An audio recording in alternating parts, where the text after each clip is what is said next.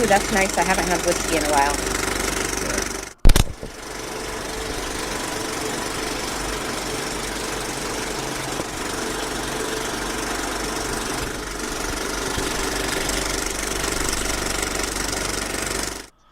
Well, hello, Frags and Beer family. Welcome to Ray and I's first official show, Whiskey Confidential. This is kind of a brainchild we came up with a few months back. We thought about doing a show talking about writing and maybe mixing in some other topics while we enjoy whiskey. Tonight, I'm drinking an Uncle Nearest. What are you drinking, Ray? I have the Jameson Black Barrel. Mm, I like that. That's very good. Hmm. Um, And so check out the links in the video description below. I'm going to put a link in this show to Ray's site so you can find her work as well. Go to mine, subscribe to the channel, get as many subscribers here as we can. Just like all my other shows, once we get to 300 subscribers, I'm going to give away some books. And once we get to 1,000, then I'll give away some more. So this show, we're just going to kind of chit chat. We're going to pick a topic. We wanted to kind of make this relatable to the writing industry, being independent authors ourselves, but also incorporate some of the things that are happening in pop culture and politics and the writing industry itself. So we did come up with a couple of topics tonight. We're going to talk, and you found some examples. I think you said, Ray, of Yeah. basically we're going to talk about how creators and companies have been responding to fans over the last couple of years, and good or bad or ugly. Heavy metal Neil Gaiman. I think you pulled a couple of examples, like how Charlize Theron talked about ion flux and some other things. So I thought it'd be cool first to talk about experiences we might have had with maybe less than constructive negative criticism. Have you had any really bad reviews that were really not very constructive or hostile or derogatory? Did you have anything like that? I've had a couple criticisms that, like, criticism always hurts Mm-hmm.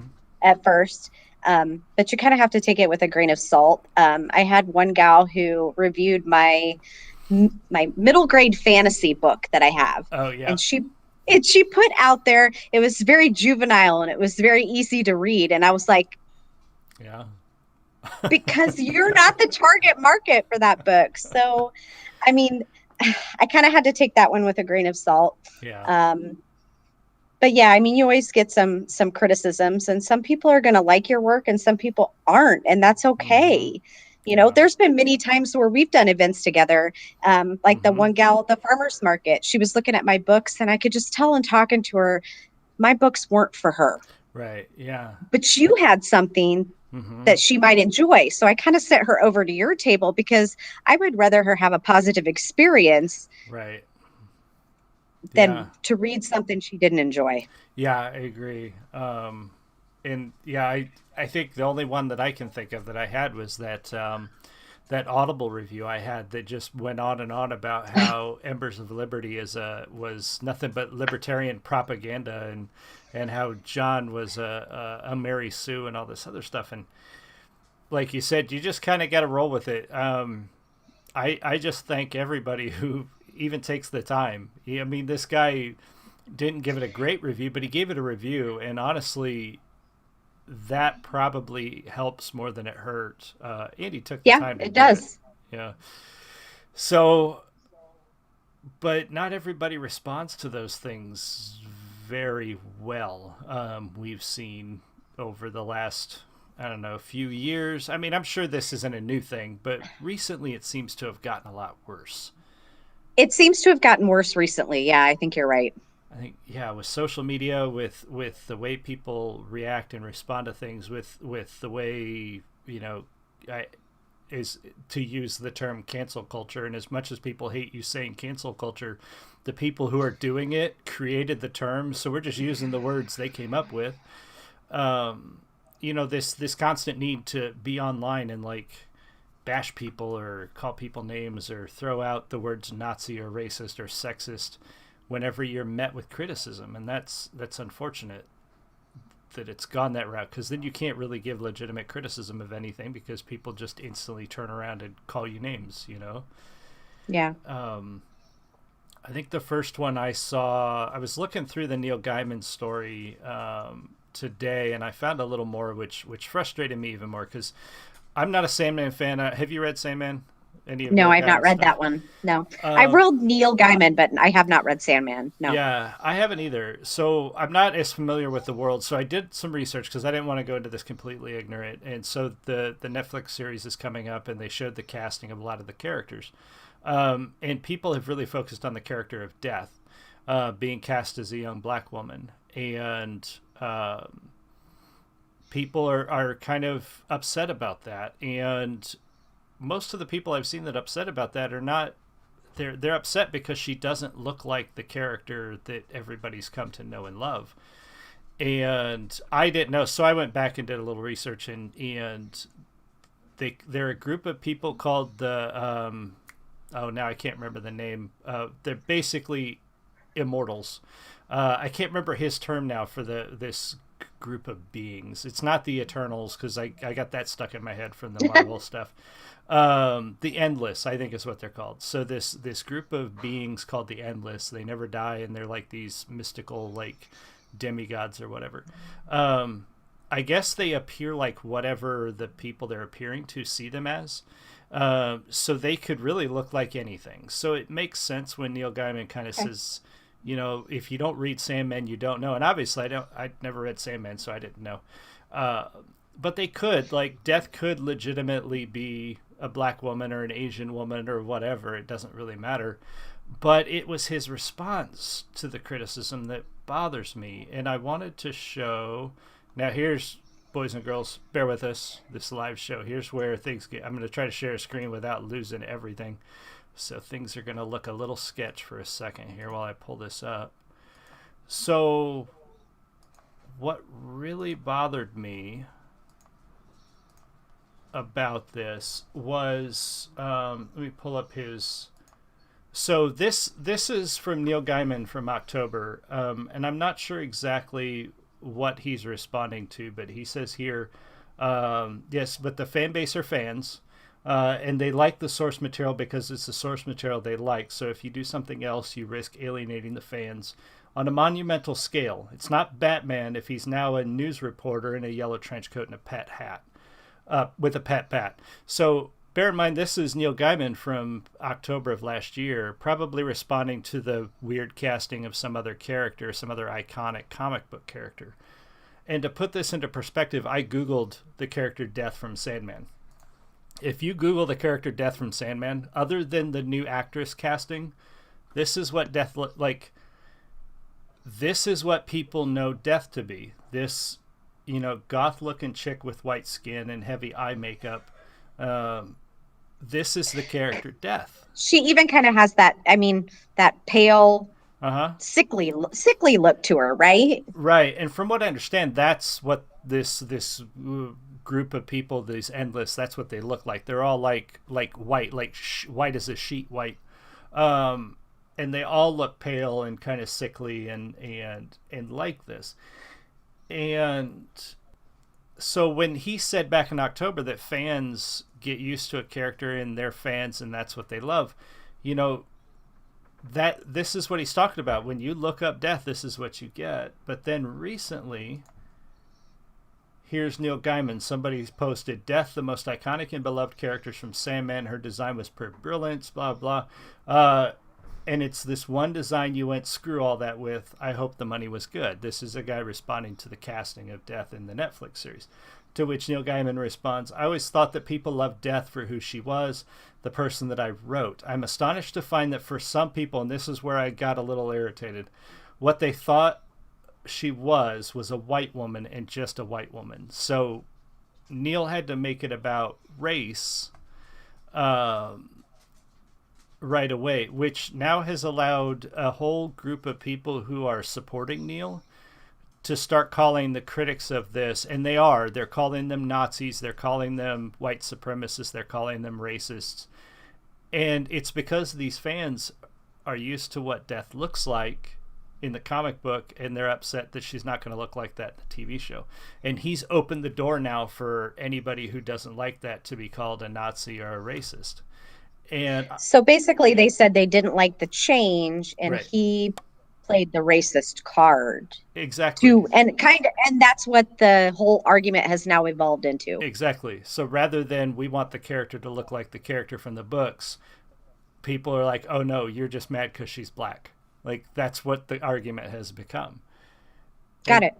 I think that's irresponsible. To me, that's the problem with Neil's response. I think that was an irresponsible response because now he has made it. He's opened that door to say that to the people who are critical of it, and that's Okay. frustrating.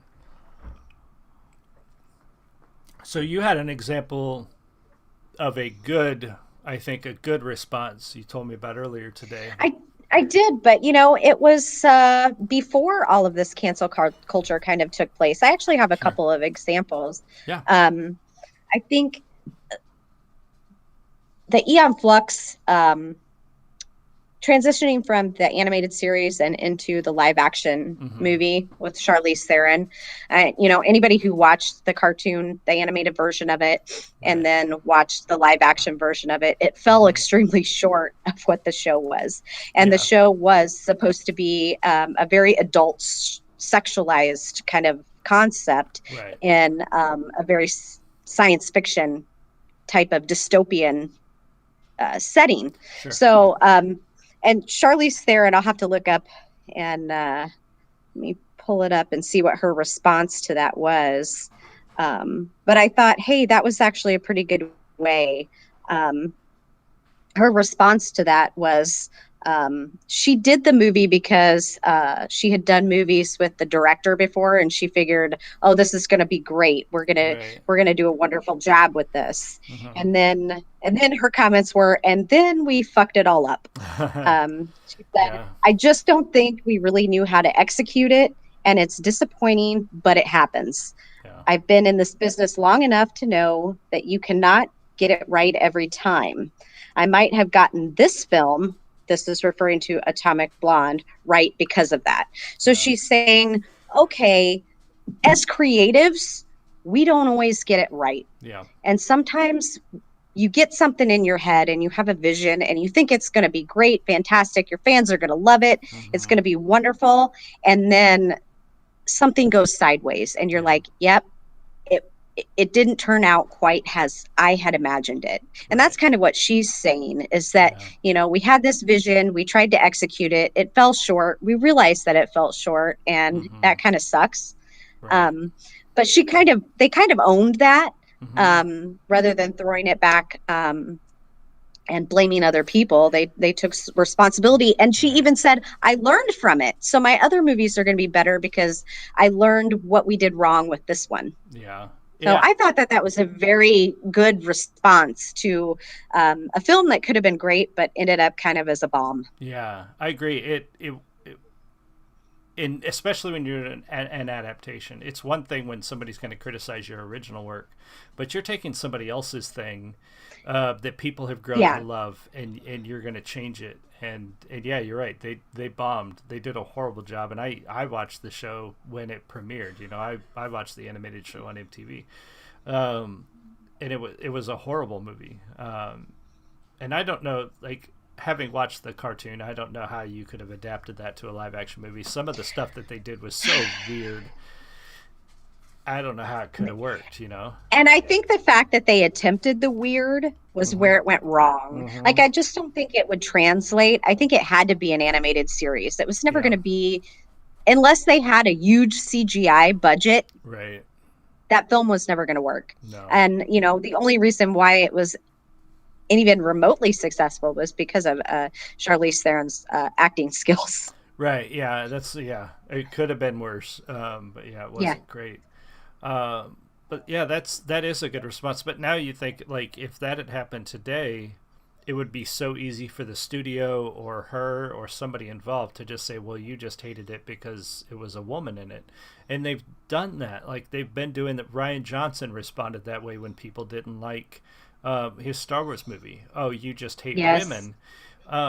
which is frustrating because then again, you can't offer any sort of criticism without being afraid of being accused of some sort of ist, whether it be sexism or racism or whatever ism that they're going to throw at you because you didn't happen to like a movie, and it's frustrating when that kind of response is the default response now from people. But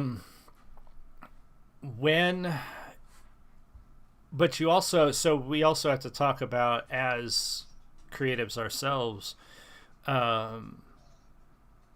there does come a time where you have to say, look, this is my vision, this is what I'm doing. I guess I acknowledge your criticism, but this is the way it is. Like, I guess what would you suggest to a new, let's say we got a new author out there, a new independent author out there who is receiving that kind of criticism? What do you think is a good response to that kind of thing? I think it's a response that people are just not interested in giving today. And that is the fact that everybody is entitled to their own opinion. Yeah. I don't care what it's about. They either like it or they don't like it. That's their choice. You're not going to change it. You just have to find a way to live with it and just realize that that person is entitled to that opinion and they're entitled to feel the way that they feel. And I shouldn't push my opinions or my beliefs on somebody else. It is what it is. You don't like it, move on. And maybe my books are not for you, and then move on to something else. But I think we forget that, as a capitalist country, we vote with our dollars. And so if there's a film, a book, a comic book, whatever it might be that you don't like, you can voice that opinion. You don't have to be hateful about it. You don't have to be mean about it. And you don't have to troll about it. But you know what? Say your piece, move on. There's no reason to stress about it. And then vote with your dollars. Don't spend any more dollars there. I've done that before. I'm like, I'm not buying this anymore because I can't. I just don't stand behind it. Then that's my opinion and that's my right. And then if you vote with your dollars and you're not spending money with that company, then that company won't exist anymore if enough people believe the way that you believe. Otherwise, maybe they'll continue. Maybe you're just not their audience, but they do have this other audience out there. And, so that company's going to continue whether you like it or not, because there is an audience and they are making money.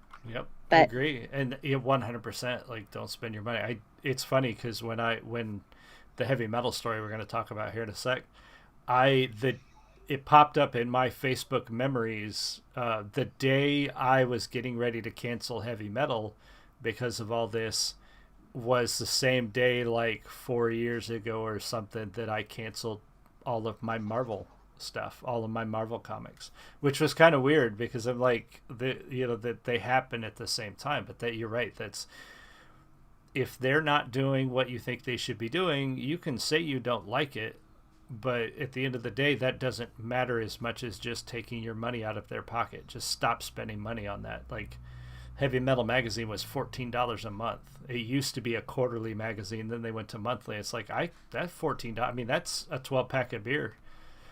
I would rather drink that money than fund them with what they've been doing recently. Like, it doesn't make any sense. So yeah, we got that. Let me see here. Let's see if I can do it right again.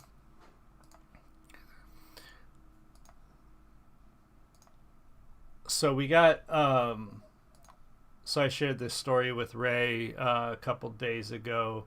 And if you guys don't know who are watching, so recently Heavy Metal actually had a screenshot here. So if you're not familiar with Tarna, who is pretty much Heavy Metal's flagship character, I think what I'm going to do is I'm actually going to pull up, because I should have done this. What the costume used to look like? Yeah. So the original Tarna, this is an image from... that's what I should have done. This is an image from like the Heavy Metal movie. This is Tarna, and Heavy Metal. If you're not familiar with Heavy Metal, they have been an adult magazine for quite some time. So you are going to see nudity, partial nudity. You're going to see naked guys and girls. You're going to see, because they were one of those comic books at the time. All the comics were trying to fit the American Comics Code, and you had, all these comic books where you couldn't have profanity, you couldn't have partial nudity, you couldn't have all this stuff. And heavy metal just said, screw it, we're going to have all these artists who, the Milo Maneras, the Luis Royos, who can't get into mainstream comics because their art is considered too racy. We're going to give them a platform. We're going to give them a magazine to put their art in. And one of their flagship characters was Tarna. And she's this badass chick who flies around on this. I mean, it looks like a pterodactyl, but I think they call it a dragon. But she flies around the galaxy basically saving worlds from evil, dressed like that, which for heavy metal, that's normal. Like, heavy metal has always pushed the boundaries of Puritanism, and they've basically said, screw it, if we want half naked people running around, they like Conan, if we want a dude running around in a loincloth beating people up, that's what we're going to do. And if you don't like it, too bad. Red Sonja. Yeah, I mean, come on. Exactly. So that's what heavy metal has always been. And in one of their comics recently, they changed the armor. And quite honestly, I don't care that they put her in a full suit of body armor. Regardless, the armor looks like garbage. If you're going to put her in a full suit of armor, do better. That you can. She looks like a cheap Iron Man. Yeah, or it's like a bug suit. It looks like she's covered in bug shells. I don't know. It really looks awful. I don't think they really studied armor when they designed that. No, not at all. And regardless of how it looked, like, again, I don't care how this looks. And when I first saw this image, my first thought was the armor looks awful. But other people responded with, why did you change Tarna's classic look? And there was a lot of response to that. Like, I'm looking at Bounding Into Comics, their site. But a lot of people are like, rest in peace, Tarna, and why did you change the outfit? And Tarna's your flagship character, and why did you do all this? And heavy metal's response, rather than heavy metal just saying, well, read the series and you'll see that we've been, true to the character, which they have been for the most part, because I was getting the comic and it was actually, they were doing a really good job with it, I thought. They say, it's come to our attention that some of you are confused that Tarna has the ability to change clothes. Like, so sarcasm is fine. Like, that's one thing you can say, well, it's okay, people can change clothes. Maybe read the comic. They could have left it at that. Yeah, like, cut it right there. Exactly. But then they had to go to, we'd like to remind you that you can change clothes, and please do so, especially the underwear. We've gotten complaints. This is where the discourse went. Step too far. Yep. Way too far. And again, this official announcement, official statement, relax guys, it's just armor. We know the change is scary, but you got this. We have always and will always push boundaries of art, storytelling, and culture. Honestly, you're not pushing any boundaries if you're kowtowing to, current social puritanism by covering up your flagship character. If you're uncomfortable and with growth, then you'll go the way that basically they started calling their old fans children who need to grow up. And they even went so far as to say, you need to grow up. We have, why can't you? And that's when I cut my ties with heavy metal, because I don't understand why they felt the need to insult their old fans rather than just say, hey, read the comic and you might see it differently. They had to just go so far as to call them children. And again, just like with Neil Gaiman, this led the people defending them to start calling the critics incels and babies and man children and all this other stuff. So they opened the door to this sort of hate mob that then started turning on the people that have legitimate criticism for the way this is going. And that, I think that's what frustrates me the most with these, is they could, like you said, they could have just left it at that and instead they decided to open the door to more hate from other people. And I think that's an unhealthy way for creators and companies to respond to people. Yeah, I think as creators, you put yourself out there, you're taking a risk of people attacking you and saying things. But I think as creators, if you're, talking about a fan base, Mm-hmm. that's your bread and butter. Right. You can't really just treat people like that. And you gotta kind of take the high road, right? Right. I I think mean, so. Yeah. It's, I guess, I don't know what the trend, like we've seen it. You've seen, I don't know if you've seen like Wendy's Twitter posts where Wendy's roasts people. Like they're doing that with the, like, people know what they're but doing. it's People, silly. it's, It's yeah, it silly stuff. is. Yep, exactly. I think they would, I don't think they would cross that line of actually insulting fans or insulting customers, if you will. Because at the end of the day, that's, we call them fans, we call them readers, we call them, you know, whatever you want to refer to, the people who buy your what is essentially a product. But at the end of the day, they're our customers, and customer service is an element of what we do.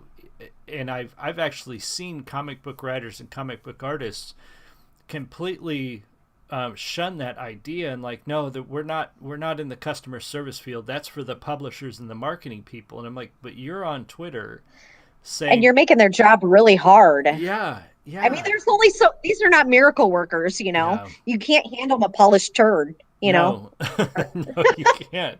No, and that's what got me away from Marvel. Basically, was the way that creators, writers, and artists were responding to fans on Twitter and getting really hostile when people didn't like a thing. Like when they turned Captain America to a Hydra agent, and people responded negatively to that. The creator's response was basically so like antagonistic, rather than just say, check out the story. You might see it differently if you just read the story.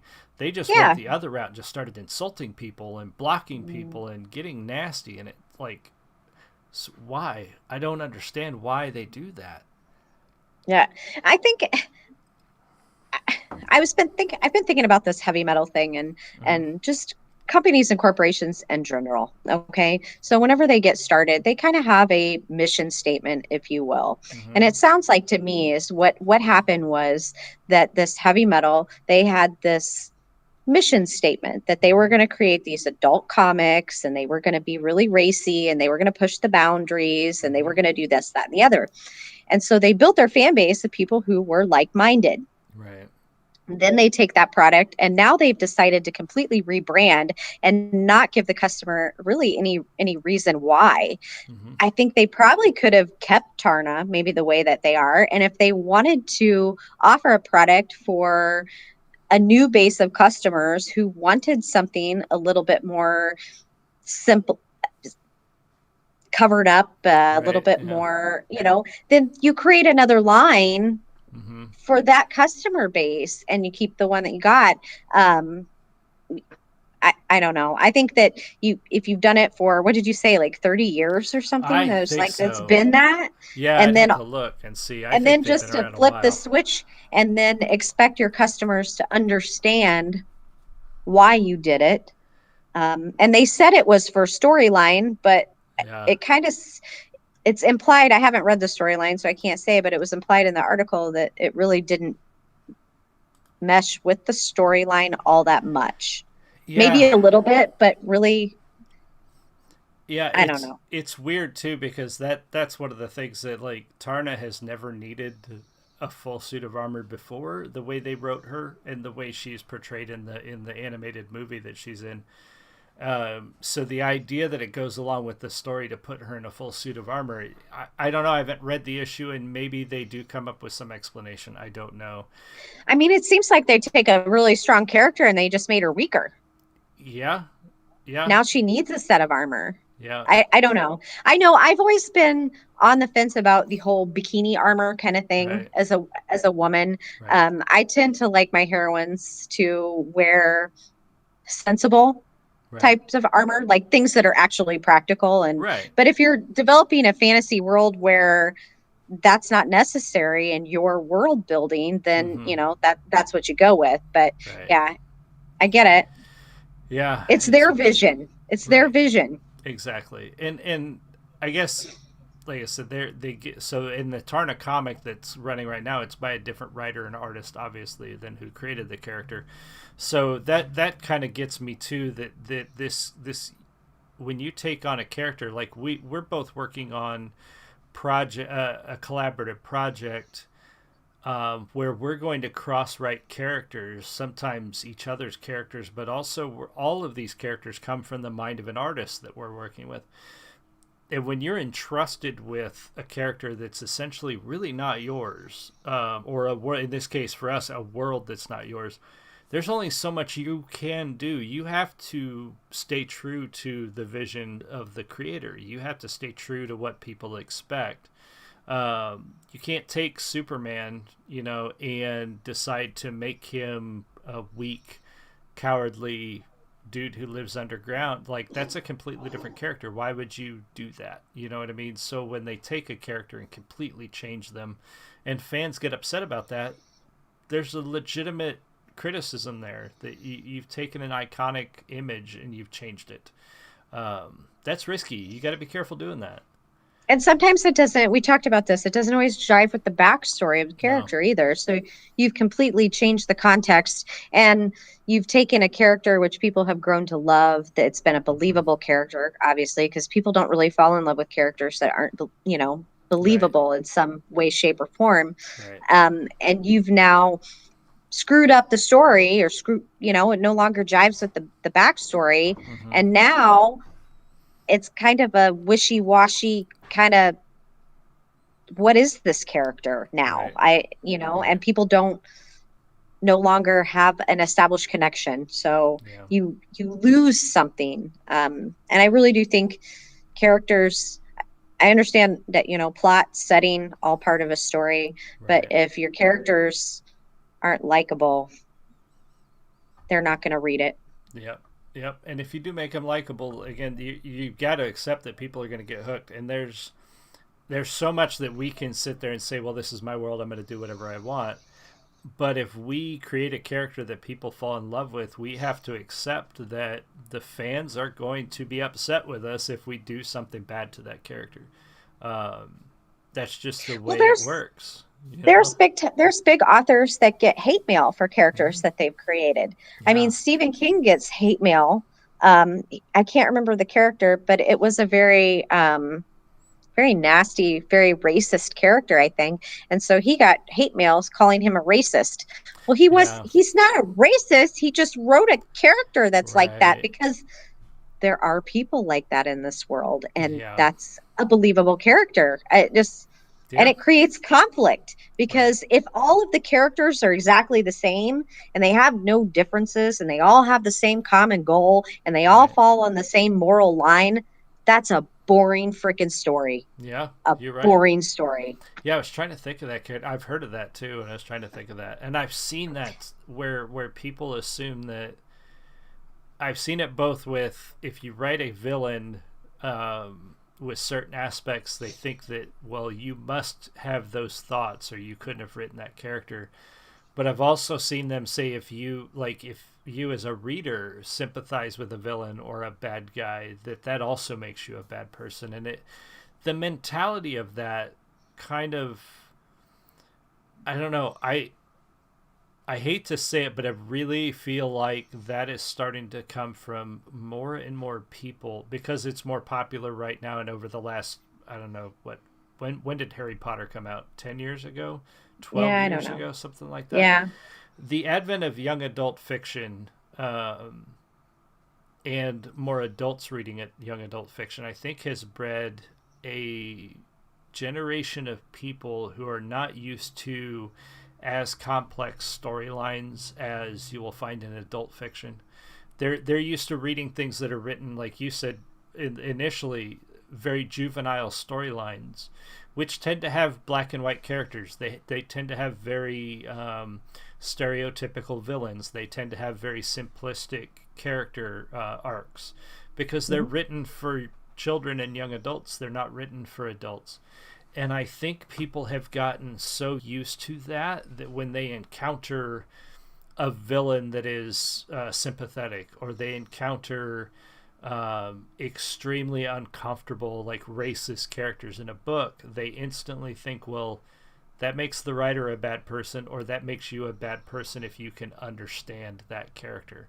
And I don't know, I want to be wrong, but I really think that comes from so many people being so used to the juvenile, simplistic storylines in young adult fiction over the last couple decades.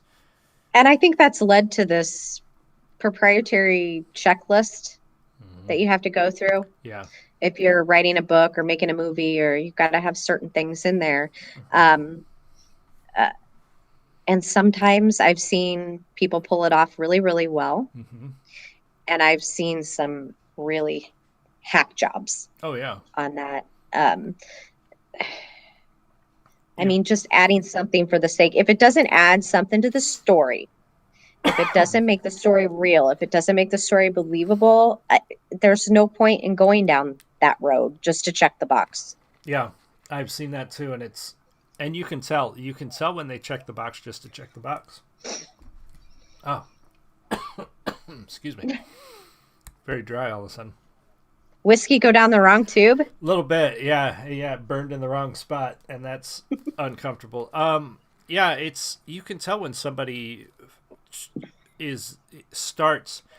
You can almost tell when they start with the checklist. They're like, well, I need this, and I need this, and I need this, and they get all those boxes filled, and then they decide to start plotting out their story, and you can kind of tell when that's been done. Hmm. Or a lot of times, like with TV shows, it's just like Yeah. one day a character shows up for no apparent reason, Mm-hmm. and then, or they change overnight. I've seen that happen too. Yeah. All of a sudden, they wake up and they're different, like one episode, and you're like, wait, what happened? Yeah, exactly. And it's really strange because it's extremely jarring, and then again when you say something about it or when you criticize it, then you're the bad guy, because you must not like, insert X demographic here. Um, That's why I stopped watching Supergirl. Couldn't do it. It yeah, was not good. yeah, that one was rough, and that's a great example because I think they started out on the right foot, but it was Yeah. too much about checking the boxes as opposed to telling a good story. Yeah, that one There was was already a good story there. They didn't, right. I mean, you could have checked some of those boxes better. Mm-hmm. There are things that they could have done a little bit better, but Yeah, I agree. I stopped watching it. So, Yeah, yeah. I think we stopped in the first, partway through the first season. It was just too much. It was just constant eye rolling, all the time, and it leads into the, well, if you didn't like it, you must not like women, or you must be a oh sexist. yeah. You know, same thing You with. know, Go ahead. it was a lot of the first episode was hard to watch, I think, because a lot of it was just it was man bashing Mm-hmm. the whole first season, pretty much. Yeah. Um, and it was very feminist. And I think you could have a feminist show Mm-hmm. without smacking people in the face. Yeah. To me, if your strong character relies on downplaying other characters, they're not really that strong. If your strong woman is only held up by putting down men, how strong is she really? They did it well in Wonder Woman. Yeah, Wonder Woman was a great way of doing it. I haven't seen the newest one, but the first one, yeah, was very well done. But again, they did it poorly in Agent Carter. Even my wife, Julie, looked at me and she's like, when are they going to start letting her be herself? And I was like, what do you mean? And she goes, well, she's trying to be a dude. And I was like, I don't, and it was during a car chase scene, and she was like jumping out of one car into another car and getting into a fist fight with this dude. And she's like, this Agent Carter is supposed to be this really brilliant, smart woman, and all they have her doing is just fighting people. Like, when are they going to let her be herself? And I'm like, yeah, it totally makes sense. And then in every scene, every guy in every scene was either an idiot or an asshole, and it's like, See, I stopped watching that one too, and maybe yeah, that's why.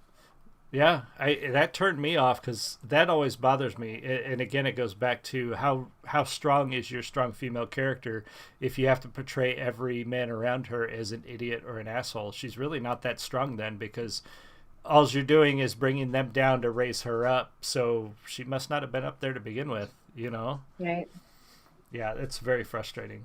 And then you criticize it, and of course I'm Yeah. sexist because I didn't like that show, right? But and then the women who, this is the frustrating thing too, is when women don't like those things, like the women who have criticized heavy metal, for example, are completely ignored, like they don't even exist, which to me is more sexist than anything else, because they're completely ignored. They're completely erased from the conversation, because for a woman to speak out and say, I don't like what you did with Tarna, should speak volumes. Like, you thought you were doing this to support women, and here are women who are fans of your work who do not like you did it. And you're just pretending they're not even there. Like, that I right think, there is horrible. yeah. But I think our biggest problem, honestly, is that we're putting people in these boxes. Here, Mm-hmm. you are a woman, so you are in this box, Mm-hmm. and you can only feel this way about certain things Yep. because you're a woman. Yep. You're a black man, or a black woman, or an Asian man, or an Asian woman, Latino, Yep. um, uh, straight, gay, lesbian, bisexual. Everybody's in a box, Yep. and you can't deviate from the box. You can't think any differently than the people that are in your box. Yeah. That's very And true. it's I think that's the biggest thing that drives me crazy, is that we're all unique individuals. Yeah. And like I said before, everybody's entitled to their opinion. I don't have to think like of all the other women in the box. Yeah. And honestly, that's done me really well in my career, to Yeah. not fall into the stereotypes and to be my own person. Yeah. I'm not necessarily a woman. I'm not white. I'm just my person. I'm me. Right. Exactly. Yeah, and And that I you're exactly right. And it's frustrating to see that, because there's nothing that, I guess I feel like, I wish there was a way to fix it, but the only way to fix it, like, I can't fix it, because if I speak up, well, it's not my place, because I mean, look at me. I'm a white dude. I don't get to talk about women's issues. So you see these women very frustrated speaking up, especially in fandoms. They speak up about, in support of things. They're like, well, no, like, that's offensive, that's problematic. So even though you like it as a woman, doesn't matter, because, like, you're thinking wrong, or you're womaning wrong, or you're yeah, internalizing your misogyny. And it's like, that's so frustrating, because it's usually a dude dismissing a woman's opinion and saying she's internalizing her misogyny. It's like, do you not, like, look in a mirror, dude?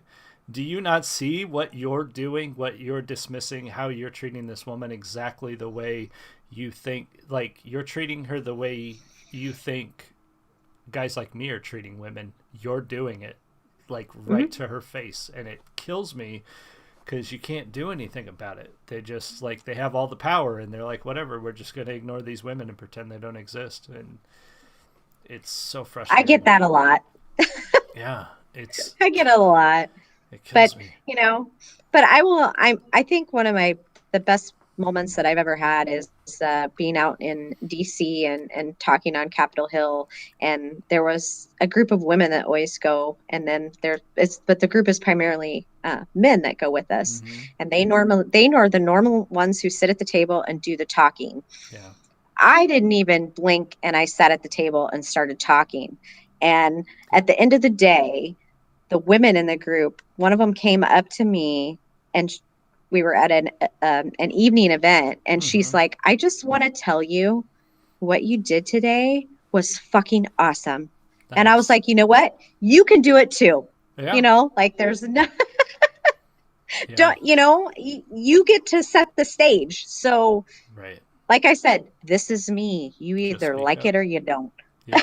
Just speak up. Speak up, speak out, and be yourself. That's, I wish more people did it, and I wish more people made room for people to do it, if that makes sense. It's Oh, no, that same day, at first when I started talking, you Mm-hmm. could tell if those there's people at that table that looked at me and wanted me to shut up.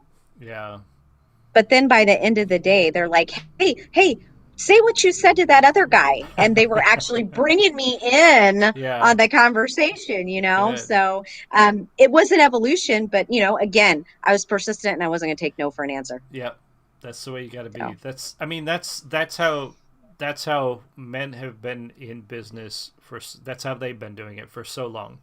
And I think what to deviate into this topic a little bit, which is what the we show's gonna did. it's what the show's gonna be all about. Um, I think that is what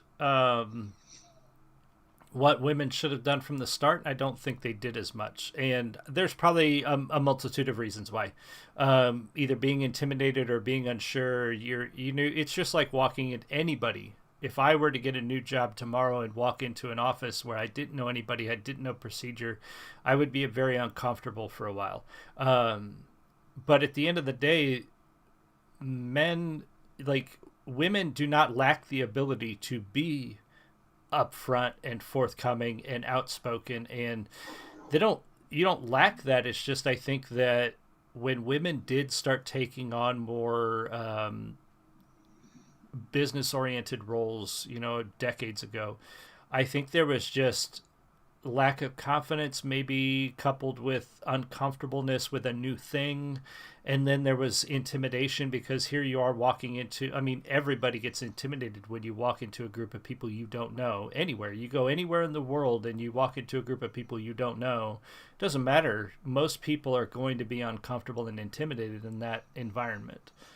So you break the mold and you just put it out there and just did your thing, and that was impressive to them. But it's like you said, they can do it too. I just think, and I think they turn around and say, well, we don't get enough shots because we're women. And I do think You that's a got to take it. factor. But I You got do to take it. exactly. I think part of it is you're not getting shots sometimes because you're not taking the shot. You're not putting yourself out there and saying, look, this is what I need, or this is what I want, or this is what I think. You're sitting back and waiting for somebody to sort of open the door and say, okay, go ahead now. And you're like, no, just walk through. Just stand up, step up, sit up, Just whatever, go. walk through. And I think that's normal. Like you said, we guys have been doing that kind of thing for generations, and women have really just come into the role over the last couple of decades, maybe since 50 years maybe, where women really started getting into big business and Well, I banking mean, and things like that. when were women given the right to vote? Well, it depends. It depends how much history you I know, can't. and it Yeah, depends on the I can't state. think of it off the top of my head. But, 19 you know, is 19 early 1900s. Was it the 19th Amendment was passed, either real late 18 or early 1900s? But there was a couple states that allowed, actually, the original. And here's a history lesson, kids. The original right to vote was tied to land ownership, not gender. So if you want to say, when did women have the right to yes, vote, technically women had the right to vote from the minute our we just couldn't own land. wait, not in every state. In some, I want to Yeah. say, it was a smaller northeastern state, Connecticut, Delaware, whatever. There was women voting in the late 1700s, because if you got land from either a will or from the death of your husband, you became a landowner, and if you were a landowner, you could vote. But they changed the voting laws in the early 1800s, and every state slowly changed that. So women had the right to vote, and then they lost the right to vote because the right to vote then did become based on gender. But I think Okay. it had more to do with freeing black people not being allowed to vote more than it had to do with changing the. I think it became more of a, white men are allowed to vote to exclude black people versus to exclude women. But I don't know. Again, there's a lot in There's a there to there's a unpack. yeah, there's a lot going on. Yeah, But but probably more than what we have for this show. yeah, But I think even I think in the 1940s, 1950s, women, you couldn't have a credit card, you couldn't yeah, own a car, you couldn't own a house, you couldn't drive a car. Like, Yeah. I suppose you could, but if your husband was with you, Right. he would have to drive. You know, it Yeah. just It was more of a social norm rather than a rule. Like you said, your husband drove. When you went out places, your husband was the one people focused on. It was more of a social norm, and then those norms just got look broken. just look pretty and be quiet. Yeah, and for good, those things changed. But it Yeah. hasn't been that long, And I think No. I think you're right that women need to do that and need to step forward more. And I think, as harsh as it may sound, stop. Um, I don't want to say stop complaining because that sounds bad, but No, that doesn't sound good. rather than say I couldn't do this thing because, Do flip something that about around it. and do it. Like, don't Yeah. complain about not being able to do a thing. Do it, or find a different way, find a different avenue. Like, the reason that human beings have gotten where we are is because if we couldn't do a thing, we found a different way to do it. Human beings can't fly, we still built a plane. Like, we always find a different way, and there's no reason women can't do that too. There's no reason that men are supposed to be the only ones that can just find a different way to do a thing. No, women can do that too. Just find it. If you can't get the avenue you want, find a different way. That's what human beings do. That's how we evolve. That's how we learn. That's how we take control of our environment and make it do what we want. And I think a lot of people, and men do this too, and it drives me nuts when I see anybody do this, but I've seen men do this too, where rather than, they always want to blame everything but themselves for the reasons they can't do Oh something. yeah. Like, it's somebody else's fault. Somebody was doing this to me, or I didn't feel good. Whatever it is, there's always a reason. It's like, no, you didn't do it because you just didn't do it. Like, Is it the same reason that like a lot of people say, they want to write a book but they don't have time? yeah, yeah. If you really want to do it, If you'll you make really want to time. do it, yeah, you'll do it. Yep, So exactly. So just find a different way, and that. It's a little bit off topic, but again, that's what we're going to have. That's what this show is going to be about. We're going to bring up some stuff, then we're going to just go and figure it out. If you guys enjoy it, awesome. That's what we're here for. So, I and don't if you know. don't, you don't have to enjoy it either. That's Everybody's right. entitled to their opinion. That's right. Leave a comment, and if it's a nasty comment, you know what? We appreciate you took the time to leave a comment. It's still a Seriously. comment, right? Yep. Helps the algorithm. Do it. I Yeah. don't care. Leave a nasty comment. Leave 1,000 nasty comments, because that means the video will just pop up on more feeds. I don't care. But you know what? That is the topic for another Whiskey Confidential. Sure. Negative publicity. Yeah. Oh yeah. Oh, It's that's a whole new industry right there. it's a thing, and I really do. Yeah, that's actually a good topic, because I really do think that has become a marketing norm recently. I do think that's the way we're going to be seeing it go with movies and TV shows, and Do you think that's what heavy metal's trying to do? maybe. Um, I have seen a lot of cases of movies or TV shows. It almost feels like manufacturing criticism so that they can respond and say, well, look how many people hate this thing. Um, so they're going for like sympathy views. They're going for like, well, Yeah. you see all these bad people hate us, so you should like us, kind of thing. And I think that's where marketing is going. Well, I mean, I think we're having a conversation about them, right? Yeah, So it's exactly. fueled a, yeah. Yeah. More people talk about it. The more people hate a thing, the more people talk about a thing. You're just letting more people know about whatever it is. So that drives me nuts too. Is like, if you don't like something, just move on. There's a ton of things that I don't care about and I don't like, I don't have and I I don't don't have talk about time to them. hate on stuff like Right? that, man. No, I'd don't have just time. rather keep my day positive. Yeah. It's yeah.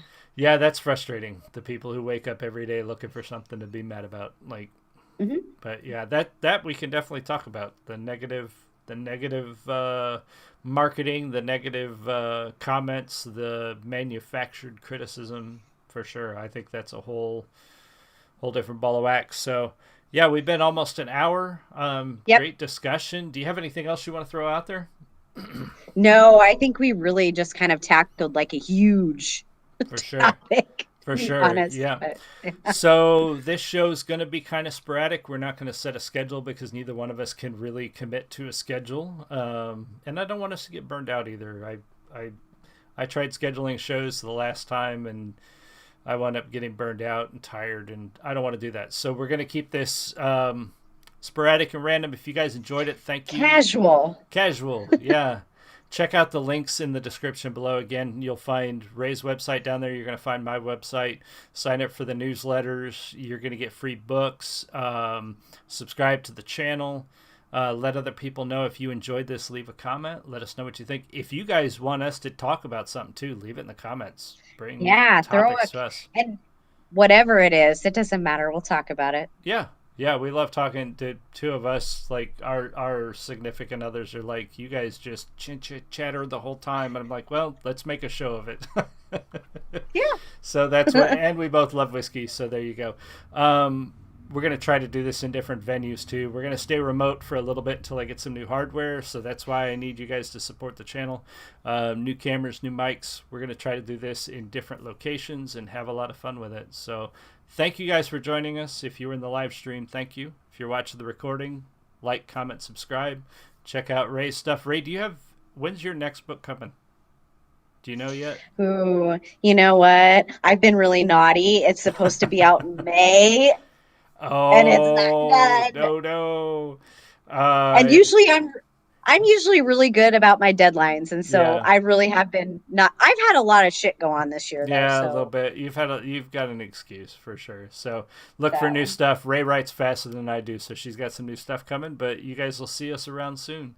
Thank you guys so much. We will see you again soon. Much love. Bye.